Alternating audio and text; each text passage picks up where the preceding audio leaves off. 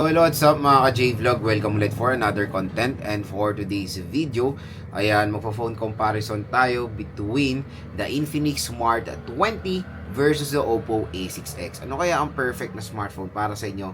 Tara, pag-usapan natin.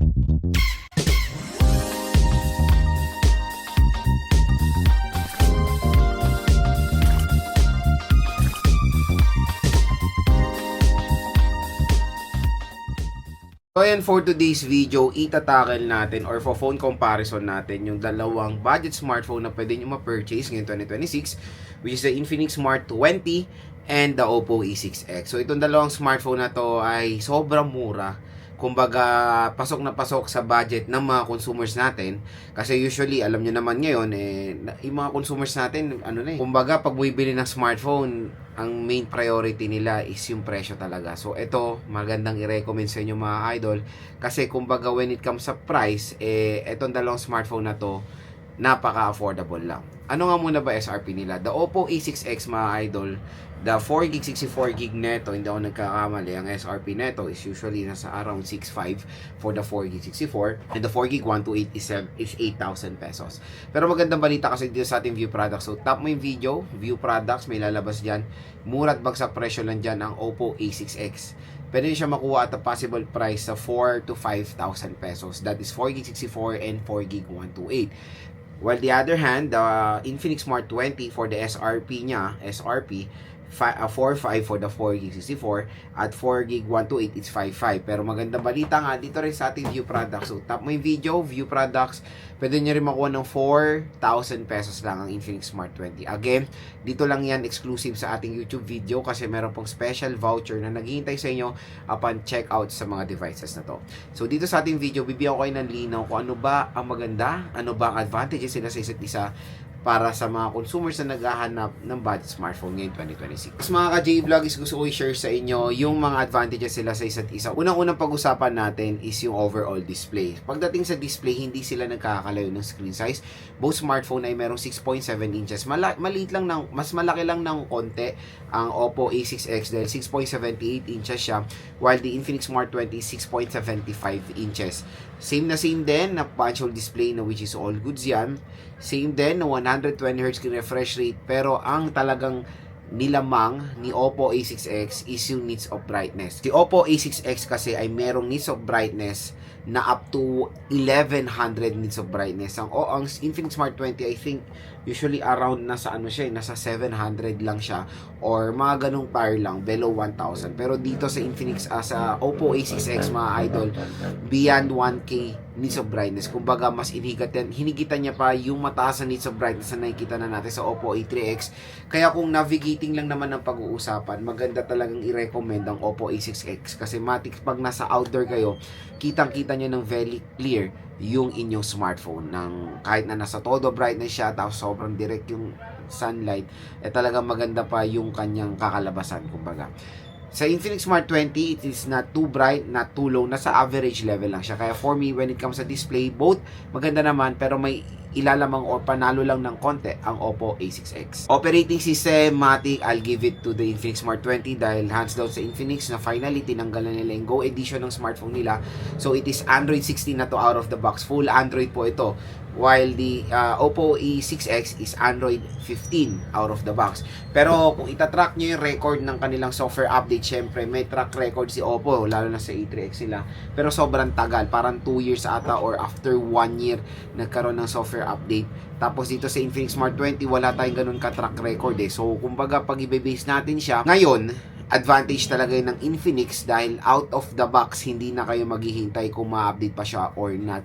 Naka Android 16 na siya out of the box. Pero no worries, kung wala man nang ma-update itong mga smartphone na to, longevity wise, matagal na sila mga gamit dahil matagal naman sila masusupport ng OS update. Okay naman po alin man sa dalawang smartphone na to. Pero syempre, dito sa ating comparison, clear winner dyan sa operating system, ang Infinix Smart 20. Sa processor, dito tayo ngayon magkakatalo. MediaTek Helio G81 sa Infinix Smart 20, Qualcomm Snapdragon 685 sa Oppo A6X. So, to be honest, when it comes sa processor nila, I'll go for the Qualcomm Snapdragon 685. Several times na natin na-try yung processor na yan at sobrang ganda rin ng gaming performance yan for a budget smartphone today. The MediaTek Helio G81, don't get me wrong, okay yan. maganda rin naman siya. Depende kung magkano siya nakuha. For a 4,000 peso segment, all goods yan. Pero I know, malakas ang kutob ko na ang mga consumers natin mas i-prefer ang Qualcomm Snapdragon 685 na makikita natin dito sa Oppo A6X compare sa Infinix Smart 20. When it comes sa camera, parang hindi naman sila nagkakalayo to be honest ng performance. Pero specs wise, sa rear, panalo dyan ng Oppo A6X. Sa front, panalo dyan ang Infinix Smart 20. Pero hindi naman tayo magbe-base sa taas na megapixel ng camera pagdating sa linaw, diba? Pagdating sa performance or sa photo quality, to be honest, hindi naman sila nagkakalayo ng ganong performance. Pero for me, I'll go for the Oppo A6X when it comes to camera performance.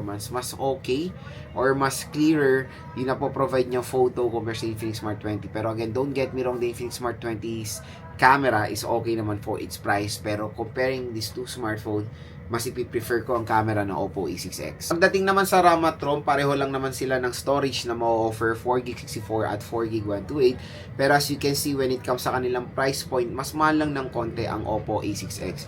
Kung sabihin na natin sa sale price, hindi sila nagkakalayo ng presyo. Sabihin na natin the 4GB 128 ng dalawang smartphone na to. Sabihin na natin up to 1,000 pesos lang kanilang price difference. Mas mura lang ng konti ang Infinix Smart 20. Kaya pagdating sa affordability, syempre mas ipiprefer ng iba ang Infinix Smart 20. Pero yun nga, meron kasi mga ibang specs na maganda rin naman sa Oppo A6X. Kaya mas mataas lang siya ng konti, kumbaga pagdating sa presyo. So, ito na nga, ang isang malupit sa Oppo A6X is the battery itself.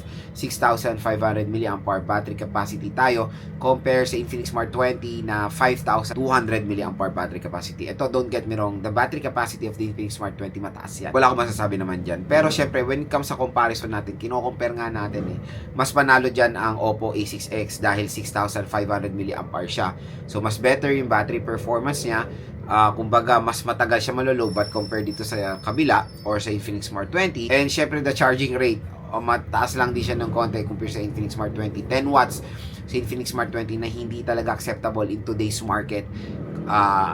Even naman sa Oppo A6X, that is the most downgrade na ginawa nila from Oppo A3X. So 15 watt fast charging rate. Kung iternero mo sa 6.5, slow charger yan. Slow charger rin sa Infinix, parang sa charging rate, hindi naman sila ganon nagkakalayo kasi pareho sila slow charger.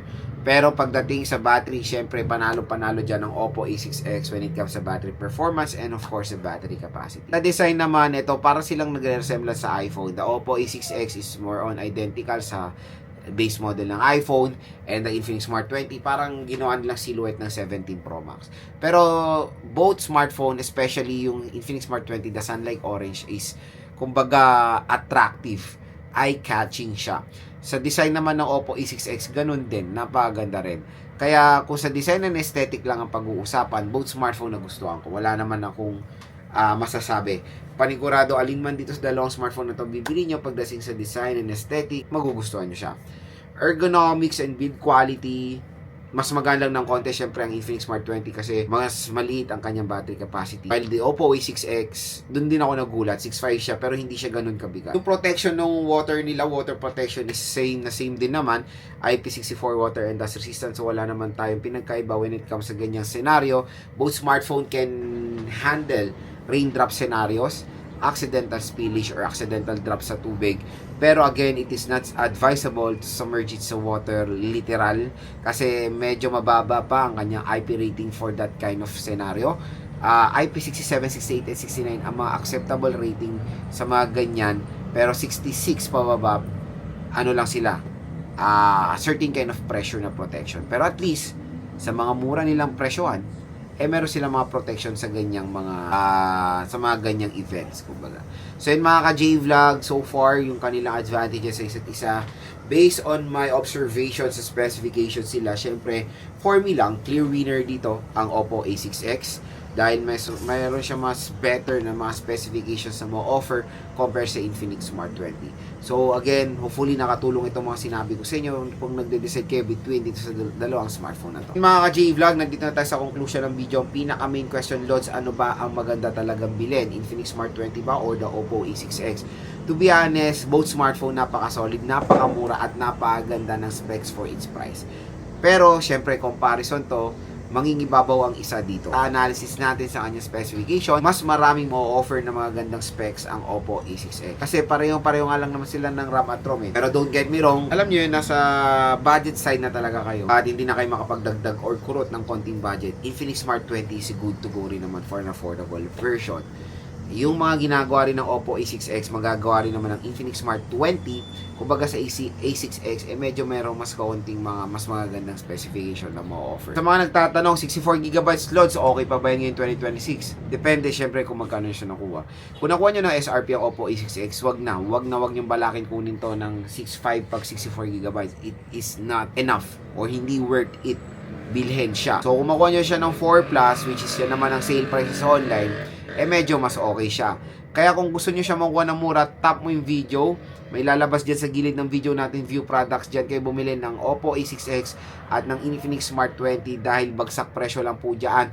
At meron pang additional discount voucher kayo makukuha pag bumili kayo dito sa ating product link.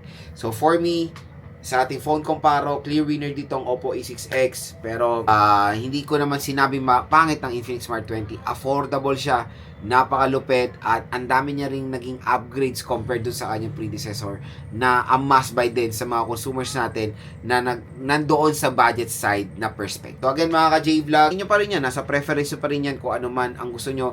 Mag-base na lang kayo dun sa mga advantages natin para meron kayong enlightenment kung anong smartphone ang bibili nyo. So abangan nyo na lang din ang ating full review and game test dito sa dalawang smartphone na to. Dito lang din yan sa ating YouTube.